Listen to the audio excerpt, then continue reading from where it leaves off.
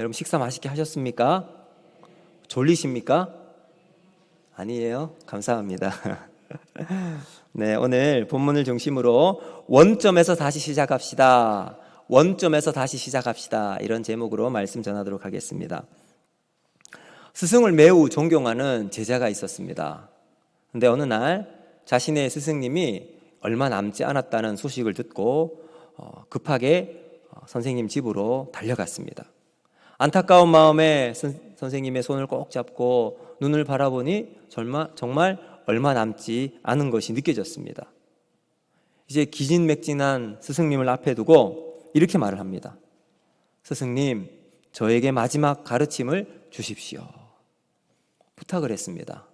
그러자 이 스승은 힘겨운 목소리로 제자의 얼굴을 쳐다봅니다. 그리고 이렇게 말을 합니다. 여보게, 내 얼굴을 좀 보게나. 지금 내게 이빨이 남아 있는가? 그래서 제자가 선생님의 얼굴을 자세히 쳐다보니까 이빨이 다 빠져 있는 거예요. 선생님, 이빨이 다 빠져 없습니다. 그런가? 그럼 내 얼굴을 다시 한번 보게나. 혹시 나에게 혀가 남아 있는가?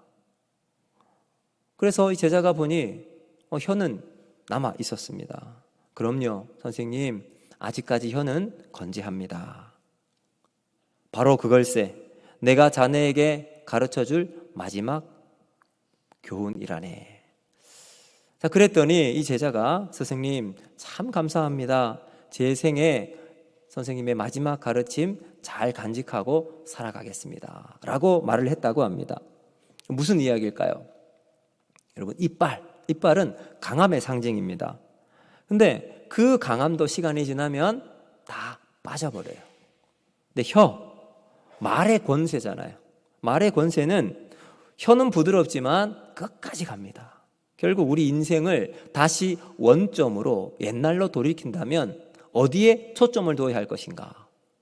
이빨일까요? 혀일까요? 강함이 아니라 우리 말의 언어. 그럼 여기에 초점을 두고서 혀를 다 다스리는 지혜가 필요함을 우리에게 이야기하고 있는 겁니다. 그럼 오늘 우리가 원점으로 다시 돌아가기 위해서는 어떻게 해야 되는가? 참 이게 중요한 것 같아요. 출애굽 이후에 이스라엘 백성들이 가나안을 목전에 두고서 12명의 12명의 정탐꾼을 파송을 했죠. 그렇죠? 그래서 40일 동안 가나안 여기저기를 구석구석 잘 살펴보았습니다. 그리고 나서 돌아와서 이스라엘 백성들이 오매볼만 기다리고 있는 그 자리에서 보고를 합니다. 우리가 가서 보았던 저 가나안은 젖과 꿀이 흐르는 땅이 맞습니다. 너무나도 아름다운 땅입니다. 그런데 10명의 정탐꾼이 뭐라고 이야기를 하죠? 그 땅은 좋은 땅이지만 거민들은 강합니다. 그 사람들은 너무너무 튼튼하고 힘도 세고 무기도 잘 다루는 그런 사람들입니다. 더군다나 안악자손까지 있습니다. 안악자손은 거인족이거든요. 키가 한 2m 넘는 사람들이 질비해 있는 사람들이 안악자손이에요. 그리고 그 가나안 성은 난공불락의 성, 견고한 성이다. 그래서 그들이 우리 스스로 보기에도 우리는 메뚜기와 같을 정도로 너무나도 연약한 사람임을 보고 왔습니다. 이런 이야기를 해요. 그 이야기를 들은 이스라엘 백성들이 간담이 녹아요. 큰일 났구나. 우리가 가나안에 들어가려고 했는데 가나안이 저렇게 무시무시한 곳이니 우리는 돌아갈 수밖에 없겠구나. 여러분, 그렇게 사람들이 벌벌벌 떨고 있었습니다. 그런데 이 보고를 들은 다른 나머지 2명, 여호수아와 갈렙은 그들의 말을 막으면서 아닙니다. 우리가 능히 저 땅을 취할 수 있습니다. 그곳은 심히 아름다운 땅이고 그들은 우리의 먹입니다. 우리의 밥입니다. 라고 이야기를 했어요. 근데 어떻게 되었죠? 결국 하나님께서 10명의 정탐꾼의 이야기를 들은 백성들이 그때부터 막 동요하기 시작해요. 막 사람들이 이제 막 우왕좌왕하기 시작하고 모세와 아론을 향해서 불평과 불만을 쏟아내기 시작하였죠. 그리고 나서 하나님께서 모세에게 이렇게 말씀합니다. 너희 말이 내 귀에 들린 대로 내가 너희에게 행하리니. 어떤 말을 했습니까? 불평과 원망을 하잖아요. 너희 시체가 광야에 엎드러질 것이라. 그리고 결코 그들은 그 땅에 들어가지 못하리라. 이렇게 말을 하고 말았습니다. 자, 그곳이 어딘가? 바로 가데스 바네아입니다. 근데 오늘 말씀을 보시면요, 1절에 이 백성이 다시 가데스에 왔습니다.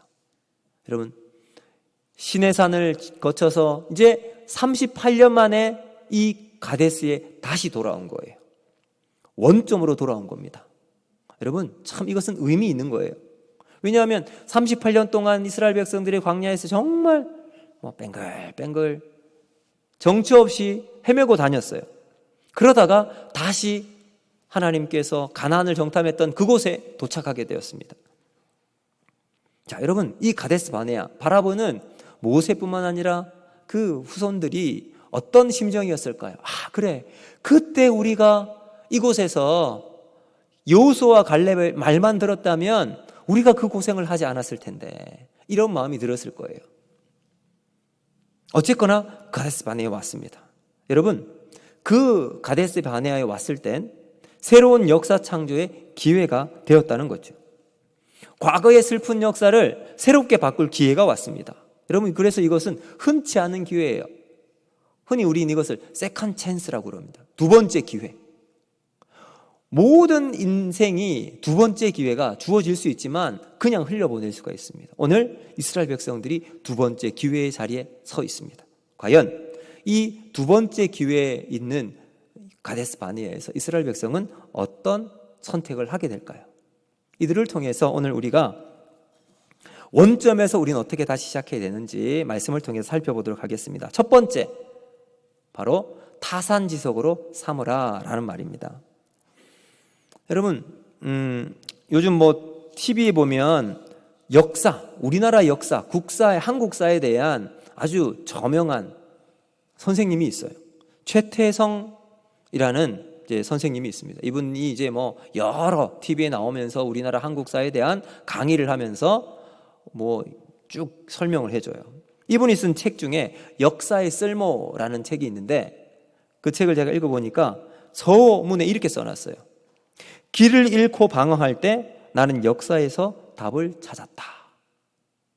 왜냐하면 역사는 돌고 돈다 그래요. 역사는 어느 정도 시간이 지나면 그 역사가 또다시 반복적으로 일어납니다. 그래서 역사를 통해서 과거에 실수하고 잘못했던 것을 오늘날 똑같이 반복하지 않기 위해서 역사를 공부하면 그것이 우리에게 살갑이가 되고 시행착오를 적게 하면서 바른 길을 갈 수 있게 만들어준다는 거죠. 여러분, 오늘 이스라엘 백성도 마찬가지예요. 가데스 바네아에서 그들은 과거의 역사를 알고 타산지석을 삼아서 과거를 디딤돌 삼아서 미래를 준비할 수 있는 기회가 될 수 있었을 겁니다. 자, 여러분, 1차 이스라엘 백성들이 가데스 바네아에서 가나안에 들어갈 수 없었던 결정적인 이유가 무엇일까요? 그들 안에 있었던 두려움 때문입니다. 우리가 저 가나안에 들어가면 어마어마한 사람들이 있을 텐데 저 사람들과 우리가 어떻게 할 수 있을까? 어떻게 전쟁을 하고 이길 수 있느냐? 못한다. 그래서 그 두려움에 맥이 풀리고 결국은 하나님께서 됐다. 너희들은 가나안에 들어가지 못한다 라고 하고 결국은 여러분 광야에서 38년을 지내게 되었습니다. 두려움의 결과 그들은 그들의 입에서 악평을 쏟아내죠. 우리가 죽을 곳이 없어서 이곳으로 보내었느냐? 우리가 이곳에서 과연 우리가 어떻게 살아갈 수 있느냐? 이런 엄청난 말들을 그냥 막 쏟아내고 있어요. 그 악평의 화살은 모세에게 돌아가고요. 모세를 향했던 그들의 말은 결국은 하나님께 향하게 되었습니다.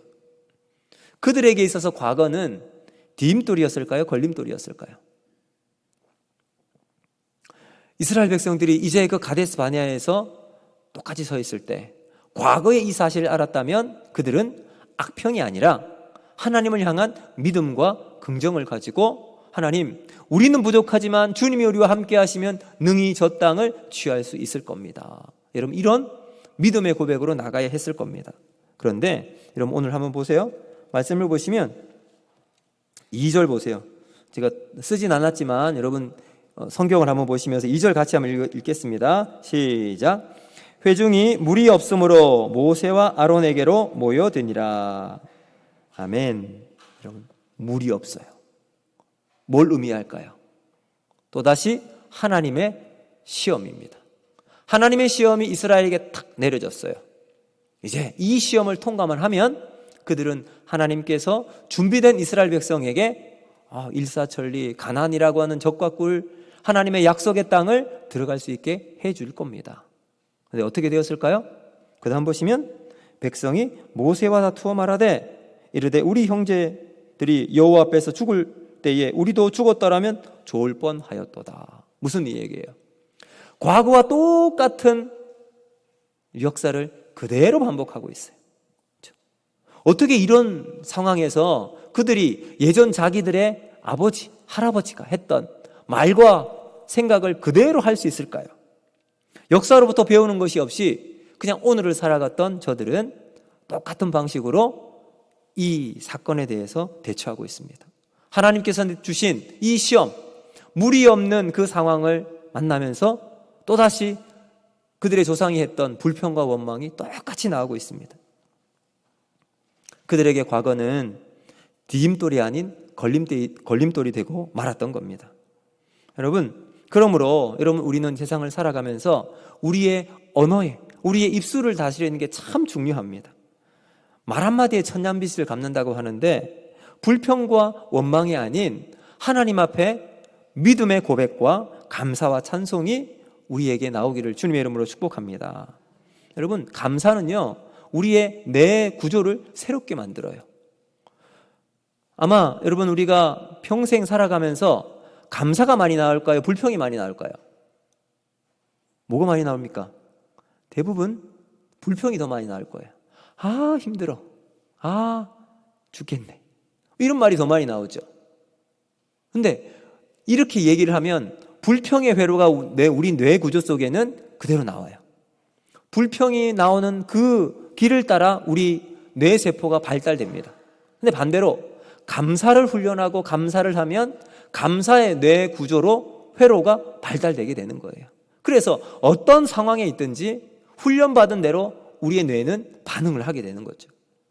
불평에 익숙했던 이스라엘 백성들은 여지없이 이 테스트 앞에, 하나님이 주신 테스트 앞에 불평이 나오고 있어요.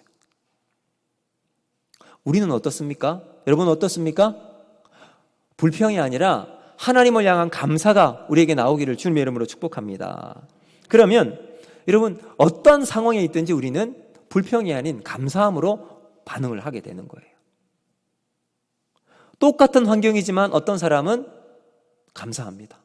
그런데 어떤 사람은 불평을 해요. 왜 그럴까요? 우리의 시스템이 그렇게 돌아가기 때문에 그래요. 그래서 오늘 우리가 다시 한번 하나님 앞에서 과거를 되돌아보며 우리의 인생의 과거가 하나님 앞에서 디딤돌로 쓰임받도록 날마다 우리의 입술을 감사함으로 주님 앞에 나아가는 저와 여러분이 되기를 주님의 이름으로 축복합니다.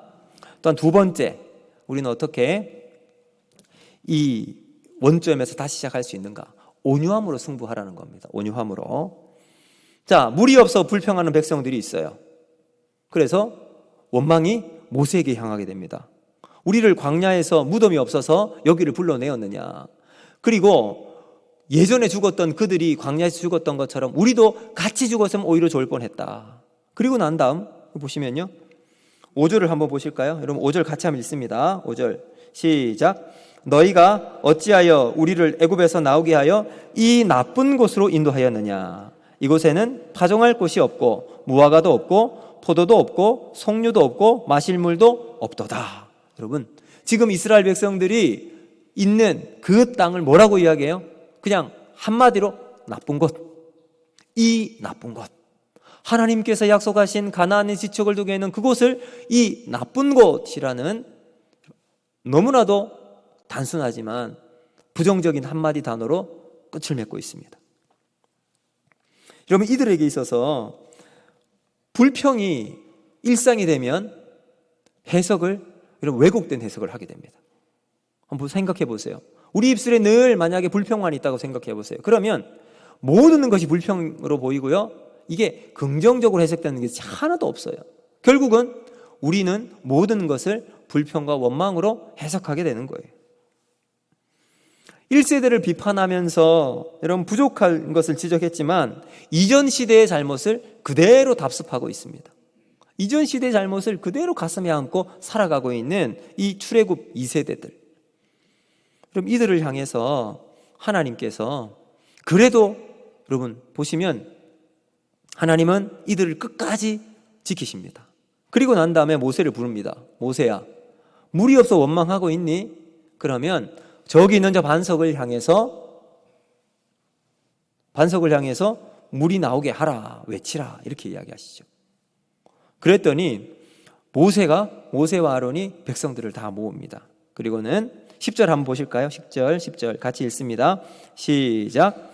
모세와 아론이 회중을 그 반석 앞에 모으고 모세가 그들에게 이르되 반역한 너희여 들으라, 우리가 너희를 위하여 이 반석에서 물을 내랴 하고. 아멘. 자, 여러분 여기에 모세가 이스라엘 백성을 모으고 난 다음 이스라엘 백성을 향해서 뭐라고 이야기하냐면 반역한 너희여 들으라. 여러분 이미 모세도 이미 120세예요. 120세에 40년 동안 이스라엘 백성을 인도했던 이 모세가 이스라엘 백성의 이런 모습을 보고 이제 더 이상 참을 수가 없던 거예요. 그래서 백성을 향한 자신의 감정의 최고조로 이야기하는 거예요. 이 반역한 너희여 들으라. 반역한 너희여. 감정의 격앙된 모습을 여과 없이 표현하고 있습니다. 그리고 난 다음 자신의 감정을 주체할 수 없게 되고 모세는 손을 잡고 있었던 지팡이를 가지고 서 있는 자신의 반석에 두 번 탁탁 내리십니다. 그러자 그 반석에서 물이 콸콸콸 쏟아져요. 그럼 어쨌거나 물이 쏟아지니 백성들은 좋아하는 거예요. 근데 중요한 게 뭘까요? 하나님이 이 모습을 보고 있으면서 그 다음 하나님께 12절에 이렇게 말씀합니다. 같이 한번 읽어볼까요? 시작. 여호와께서 모세와 아론에게 이르시되 너희가 나를 믿지 아니하고 이스라엘 자손의 목전에서 내 거룩함을 나타내지 아니한 고로 너희는 이 회중을 내가 그들에게 준 땅으로 인도하여 드리지 못하리라 하시니라. 아멘. 여러분 너무나도 안타까운 일이 벌어지죠. 모세가 하나님 앞에서 이스라엘 백성들의 이 불순종하고 패역한 모습을 보면서 자신의 감정을 주체할 수 없어서 손에 잡고 있던 지팡이로 반석을 두 번 빡 치고 난 다음 하나님께서 뭐라고 말씀하시죠? 믿음이 없는 너희여, 너는 가나안 땅에 들어가지 못하리라. 여러분 이런 안타까운 결과가 일어나게 됩니다. 너무나도 안타까운 모세의 상황이 아닐까요? 40년을 인도했는데 가나안에 들어가지 못하는 모세의 상황을 여러분 생각해 보십시오. 자, 그런데 이 모세를 향해서 이 하나님은 민수기 12장 3절에 뭐라고 말씀하시냐면 잘 들어보세요. 이 사람 모세는 온유함이 지면의 모든 사람보다 더하니라. 모세를 향해서 모세의 이 온유함은 지상에 있는 모든 사람들보다 더하다. 온유함의 끝판왕이 바로 모세다라고 이야기하고 있습니다. 자, 그리고 난 다음 모세는 하나님의 부름을 받고 아무도 모르는 곳에서 하나님께서 모세를 데려가시죠. 자, 그런데 여러분 이 온유의 의미가 뭐냐면 영어로는 mild예요. mild, meek. 때로는 유순하고 뭐 착하고 이런 의미예요. 근데 헬라어로 보면 프라우스라는 단어인데요.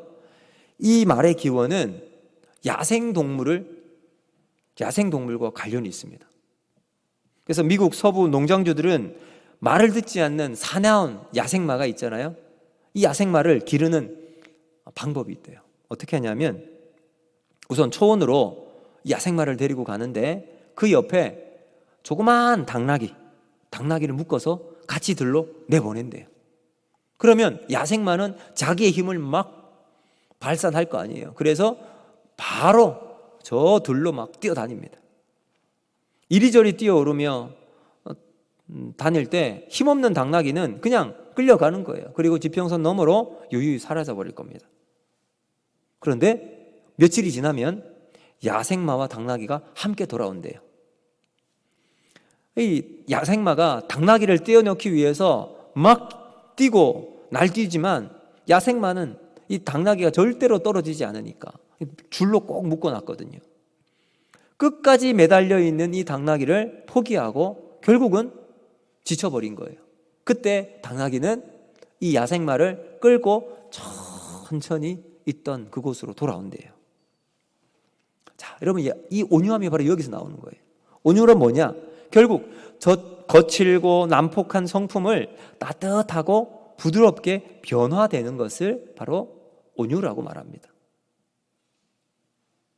야성이 남아있더라 하더라도 완벽하게 길들여져 있는 상태, 이게 바로 온유입니다. 그러니까 원래 내재적에 있는 힘은 엄청납니다. 한번 그 에너지가 폭발하면 누구도 걷잡을 수 없을 만큼 강력한 힘을 가지고 있어요. 그러나 길들여져 있는 거예요. 잘 타이르고 길대로 인도하면 그 길을 가는 게 이 온유의 특징이라는 거죠. 사랑하는 성도 여러분, 지면에 어떤 사람보다 온유했던 모세, 그 모세도 결국 자신의 감정을 주체하지 못하고 넘쳐 흘러버리니 여러분, 가나안에 들어가지 못하고 결국은 눈앞에서 그냥 생을 마감하고 말았습니다. 여러분, 오늘 우리의 삶을 돌아보면서 모세가 가졌던 이 온유함을 우리도 가져야 합니다. 그러나 우리의 감정을 뛰어넘는 상황 속에서 우리가 잘 우리를 다스릴 수 있는 은혜가 있어야 되겠죠. 더불어서 모세는 마지막 하나님께서 자신의 죽을 위치에 있을 때 하나님이 모세를 데려갔어요. 근데 모세는 그때 눈에 기력이 새하지 않고 힘이 똑같았어요. 근데 모세는 하나님 앞에 자기를, 왜 아직도 난 힘이 있는데 하나님 나를 데려가십니까? 그렇게 이야기하지 않아요. 하나님이 자신의 생활이 여기다, 여기까지다 라고 하면 그대로 자신의 삶을 하나님께 맡겨요. 이게 바로 온유함입니다. 오늘 우리의 삶을 살아가면서 하나님이 우리에게 원하시는 이 온유함으로 우리의 삶을 주님께 드리는 저와 여러분이 될 수 있기를 바랍니다. 여러분, 원점으로 우리가 돌아갈 땐 하나님 앞에 우리의 강함 가지고 나가는 게 아니에요. 내가 잘하고 있는 것 물론 중요하지만 무엇보다 중요한 것, 모세가 우리에게 보여주는 이 온유함. 비록 오늘 본문에서는 자신의 감정을 주체하지 못했던 모세였지만 마지막 순간은 하나님 앞에 자신의 온유를 보여주었던 사람이죠. 오늘 우리도 하나님 앞에서 우리의 삶 가운데 주님 주시는 온유함으로 나아가는 저와 여러분이 되기를 주님의 이름으로 축복합니다. 이제 말씀의 결론을 맺도록 하겠습니다. 여러분, 우리 원점에서 다시 시작해야 합니다. 우리 교회는 지금 어쩌면 원점으로 돌아와 있습니다. 이스라엘 백성들이 가데스 바네아에 다시 돌아와 40년 후에 돌아온 것처럼 우리도 지금 그 자리에 서 있습니다. 여기서 어떤 길을 걸어가느냐에 따라 광야로 다시 돌아갈 수도 있고 가나안으로 들어갈 수도 있습니다.